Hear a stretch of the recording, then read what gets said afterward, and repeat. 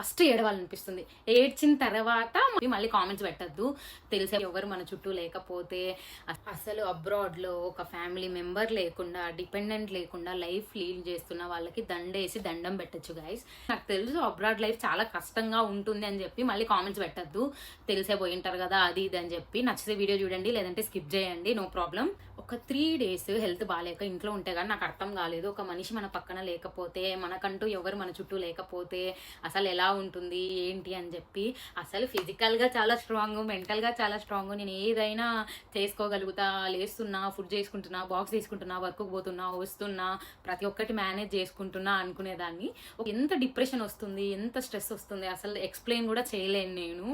కానీ గైస్ ఒక్కటైతే చెప్పగలుగుతా, ఇక్కడ life lead చేసి వెళ్ళిపోతే మనం ఎక్కడైనా సర్వైవ్ అవుతాము. ఎలా ఒక్కటైతే నాకు అనిపించింది, మనము ఈ 2.5 years ఎన్ని చూసి ఇంతవరకు వచ్చాము, ఏం కాదులే, ఇది ఒక స్టేజ్ అంతే, దాటేసి వెళ్ళిపోతాము అని అట్లా అనిపిస్తుంది. అసలు ఈ స్టేట్ ఆఫ్ మైండ్ని ఏమంటారో కూడా తెలియట్లేదు నాకు.